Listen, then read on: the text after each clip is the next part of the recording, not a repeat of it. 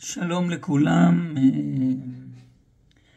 אנחנו בפרשת חיי שרה, ואני מאוד מאוד נרגש, ולקח לי הרבה זמן להתחיל את ההקלטה הזאת, כי אני חושב שיש פה מסר מאוד מאוד גדול, ואור גדול שייתן שפע אדיר והצלחה לעם ישראל, כי יש פה סוד הכי גדול לדעתי, הוא בין הגדולים בתורה שלנו, שהוא היה נסתר עד היום. ולפני זה, קודם כל, שלא נסתה מהרגלנו, נתחיל במילי דבדיחותא. אנחנו מדברים פה על פטירתה של שרה אימנו, אז אברהם קונה את מערת המכפלה, ותכף נסביר שלא בדיוק אברהם קנה את מערת המכפלה. אז הייתה איזו בחורה שהייתה בלילה, צריכה לעבור ליד בית גברות, והיא פחדה לעבור. אמרה, מה היא תעשה? אמרה, היא תחכה אם מישהו יעבור, היא תעבור איתו. פתאום היא רואה מישהו שרוצה לעבור, אז היא באה אליו, אמרה, לא, אני יכולה לעבור איתך ביחד? הוא אמר לה, כן, בסדר. והיא הולכת איתו, ובדרך היא אומרת לה, אני מקווה שאתה לא, זה לא מפריע לך שאני עובר איתך, כי אני מאוד מאוד מפחדת לעבור פה. אז הוא אמר לה, כן, גם אני שהייתי בחיים, גם הייתי מפחד לעבור פה. אז נחזור לנושא הגדול והנפלא הזה, ואני חושב שהסוד הגדול והנפלא הזה זה הגדלות האדירה של שרי ושרה אימנו, שמזכירים אותה פה ומזכירים אותה שם. אברהם היה תפל בנבואה, אבל לראות את התמונה הכוללת, זה ממש נסתר בתורה, וגם בחז"ל זה לא מפורש. ובאמת ביום שני האחרון אני מדבר על הנושא הזה עם רבי ומורי עטרת ראשי כבר הרבה מאוד שנים, ושהוספתי כמה דברים, אז רבי ומורי אמר שבאמת כל הדברים שדיברנו בעבר וגם עכשיו באותו ערב הם דברים גדולים ומדהימים ונפלאים, אבל מאוד קשה לו עם הקטע למה זה היה נסתר. למה נגיד שיש משהו נסתר בתורה, אז חז"ל צריכים לפתוח לנו את זה, או במדרשים צריך לפתוח אותנו, ופה זה לא נפתח. ואז הייתה לי הערה נגיד אותה בהמשך, למה זה באמת היה נסתר עד עכשיו, ואחר כך הערה נוספת שהיא מדהימה, למה זה רק עכשיו אמור להתגלות בעולם, ומה המשמעות של זה שזה יתגלה. אז בואו נתחיל בנושא דווקא, לא מהתחלת הנושא של גדלותה של שרה, נתחיל מהקטע שאומרים מעשה אבות סימן לבנים. ואם אנחנו מדברים על גלות מצרים, אנחנו לא מוצאים חוץ מהנושא שאברהם יורד למצרים, אנחנו לא מוצאים שום מעשה אבות שנתן לנו את הכוחות להיות בגלות, לרדת למצרים. להיות בגלות מצרים במקום הכי קשה בעולם, כל הכשפים, מקום ששום עבד לא יצא משם, 210 שנה. וב-210 שנה חלק גדול מהם זה בעבודת פרך. ותוך כדי זה לא להיטמע למצרים, ולא להתבולל בתוכם, ואפילו לא להחליף את השמות ואת הדיבור, ולא נתן לנו גם את מה הכוח שנתן לנו בכלל לצאת ממצרים, לגרום למצרים לשלח אותנו. ואחר כך את הכוח שלנו גם לצאת ממצרים, וגם לשרוד 40 שנה במדבר, ואחר כך להיכנס לארץ ישראל ולעשות את הקניינים בארץ ישראל. אבל אם אנחנו מסתכלים על שרי, אפשר לראות אחד לאחד בצורה מדהימה, איך כל המעשים שלה בדיוק נתנו את הכוח לעם ישראל בגלות מצרים ובהמשך.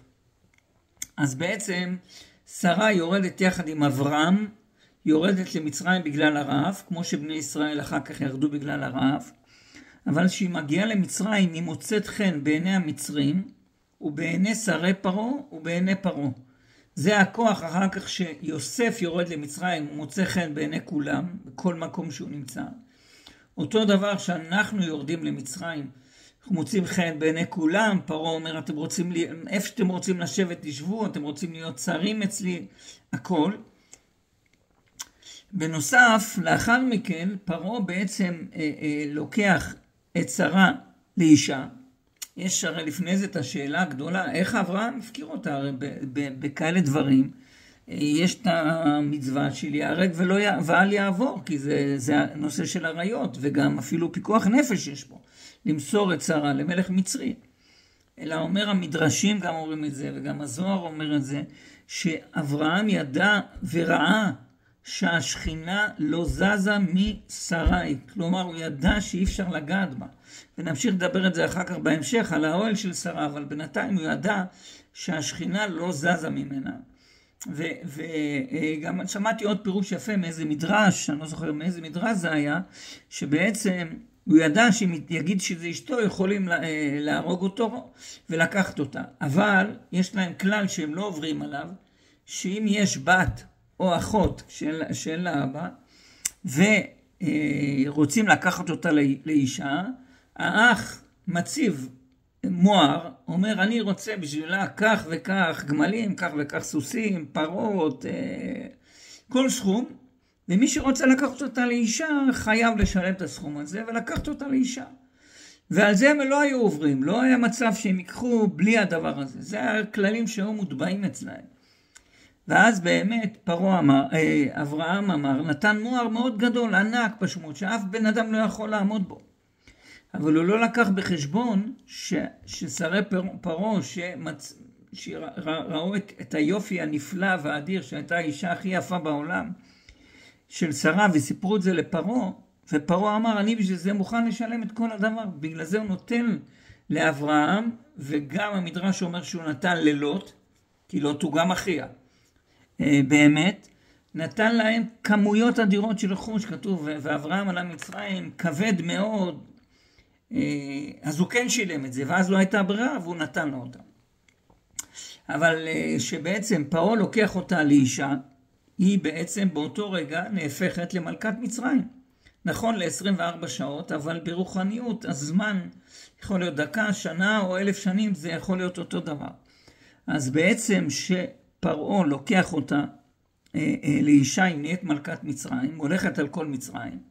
זה אחר כך הכוח גם שליוסף למלוך על כל מצרים 80 שנה, ונדבר על זה בהמשך, אני מקווה שנגיע על הקטע שהכוח שהיא נתנה לאסתר המלכה, שנראה שזה ממש אחד לאחד, זה משולב בין הכוח של שרה לכוח של שרה לכוח של יוסף, והוא כתוב בזוהר שהוא נתן לה בקושן, כלומר בטאבו, את גושן למתנה.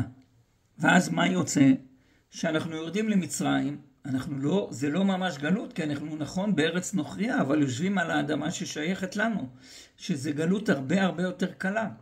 אבל הרבה מאוד שנים עלתה לי את השאלה שיעקב יורד למצרים, ויוסף אז הוא מלך במצרים, והוא לא ראה את אבא שלו 22 שנה, למה הוא לא מחכה לו בגבול מצרים?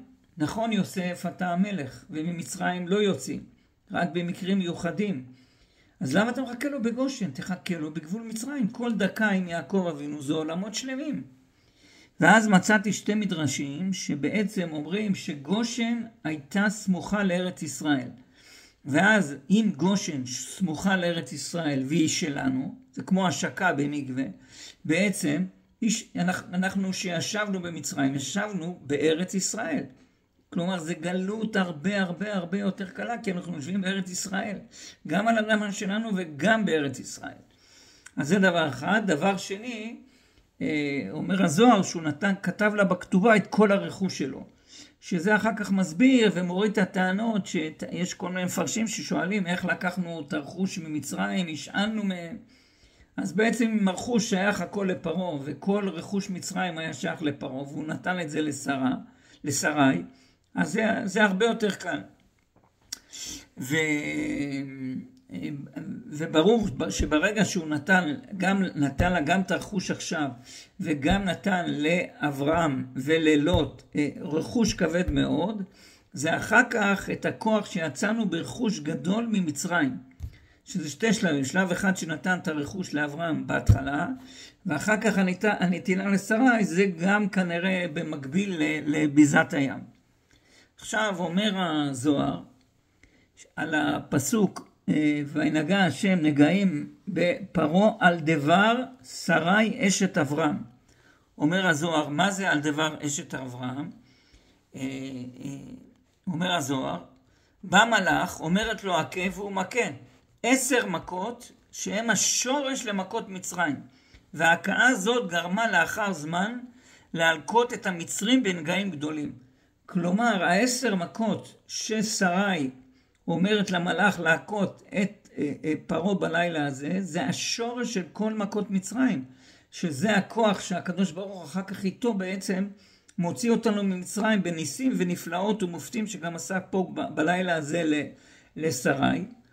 ותראו כמה זה מדהים, כי אנחנו יודעים שיש כוח באותיות, האותיות שהן בעצם בשפת הקודש, כל אות זה מערכת רוחנית גדולה ואדירה שאיתה הקדוש ברוך הוא ברא את העולם, וכל מילה יש לה את המשמעות שלה ויש לה גם את הגימטריה שלה, שזה חז"ל אומרים שלפעמים שזה עומק התורה הכי עמוק, הקטע של גימטריות שמאיר לנו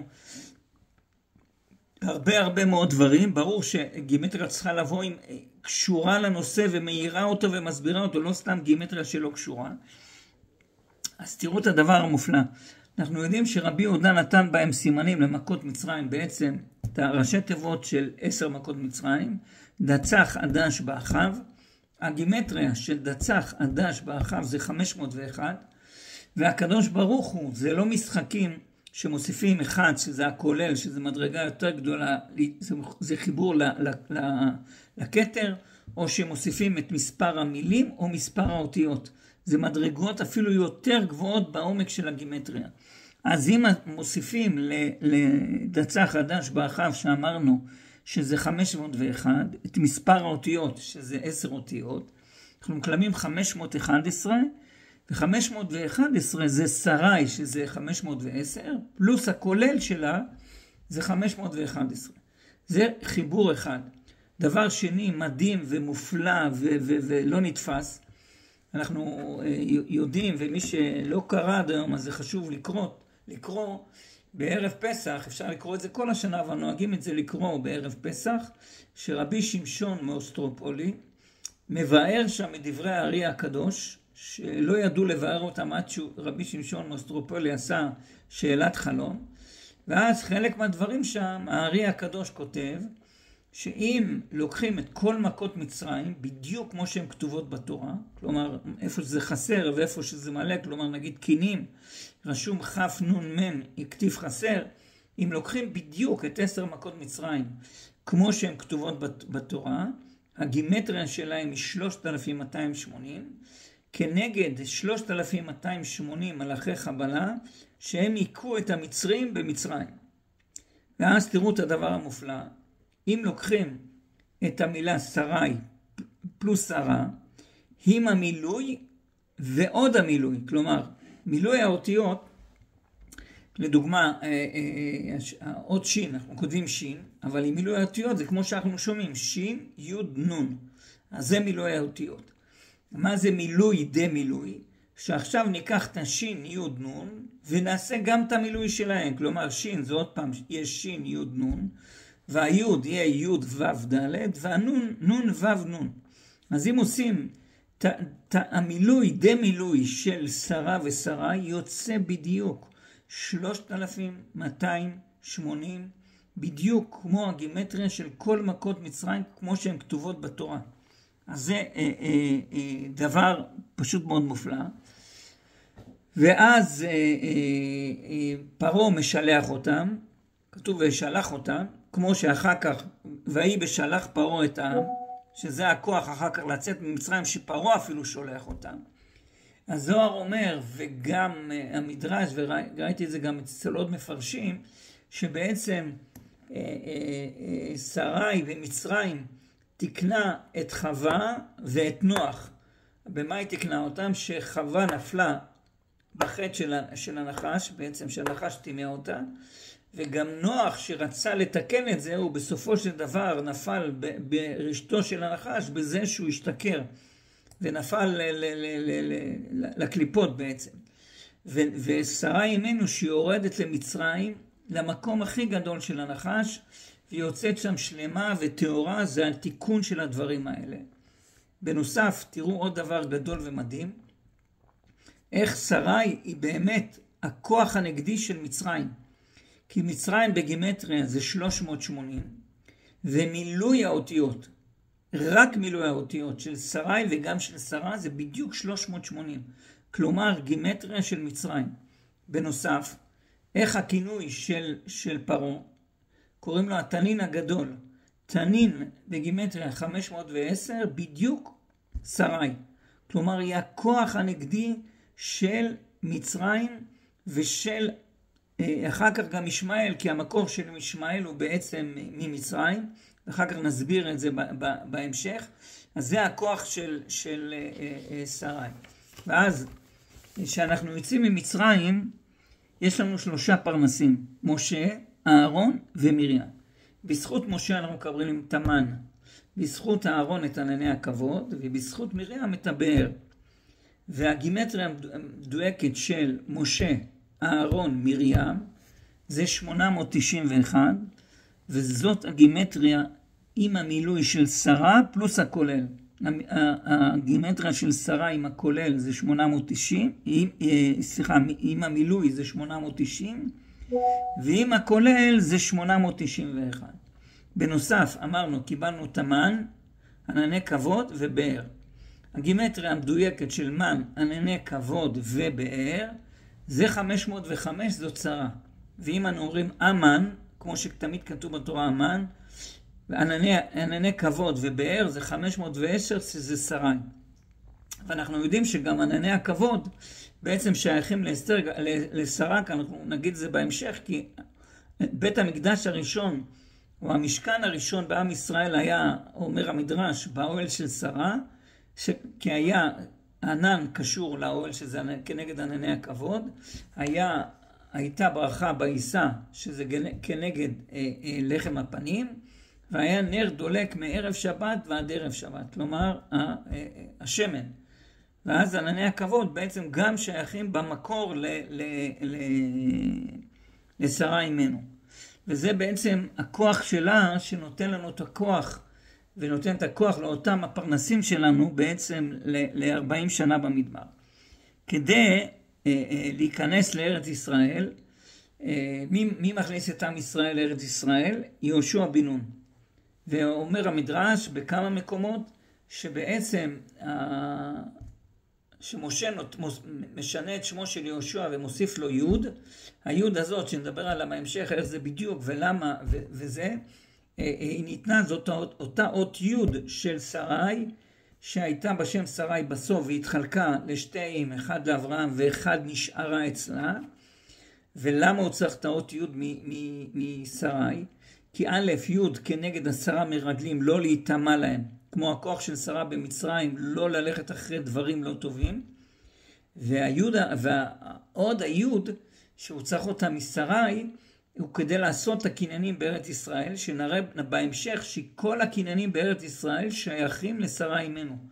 נראה את זה במדויק ונביא לזה ראיות גם מגדולי ישראל, משלמה המלך.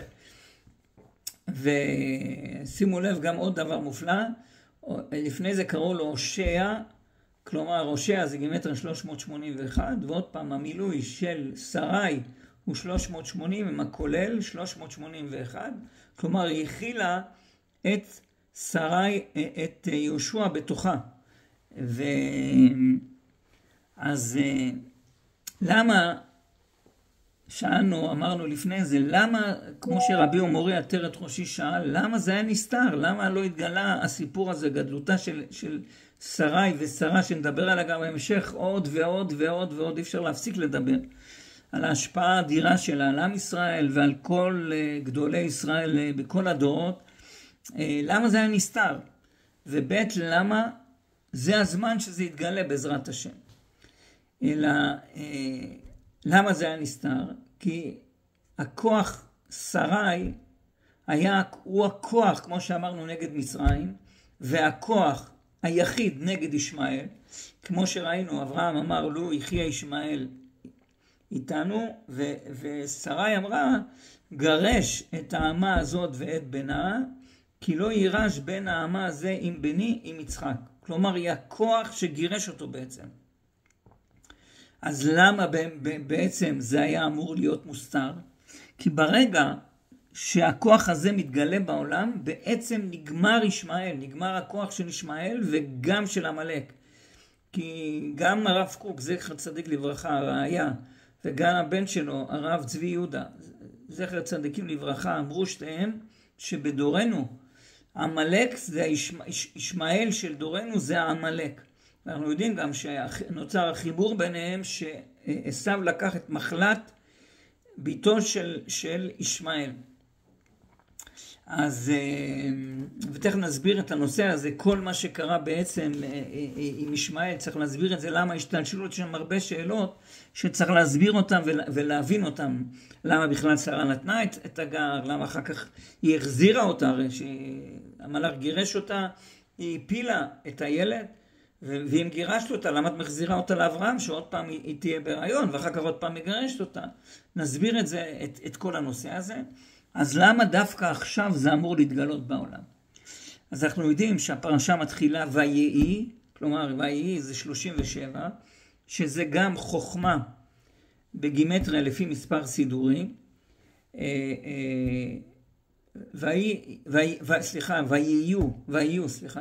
ויהיו חיי שרה 100 שנה ו20 שנה ו7 שנים, אז ויהיו שזה 37, כפול השלמות של שרה, שתכף נדבר עליה הרבה, שזה בעצם 100, של ויהיו 100, זה כפול זה בדיוק נותן 3,700. אז מה זה 3,700? תראו איזה דבר מופלא, מדהים, גיליתי את זה השבוע, שתבח שמו לעד. אנחנו בשנת 5,785 לבריאת העולם.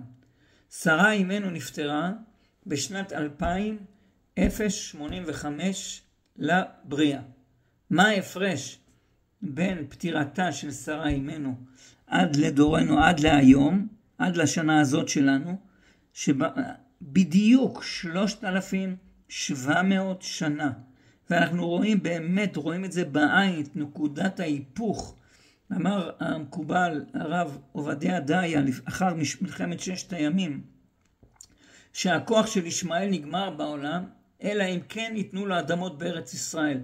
ואז לצערנו בא הסכם אוסלו, ואחר כך גירוש מגוש קטיף, והיום יש לנו בדיוק את נקודת ההיפוך, כי כבשנו פיזית חזרה את כל עזה, וכנ"ל כבר כבשנו חלקים מלבנון, הכוחות שלי נמצאים שם פיזית.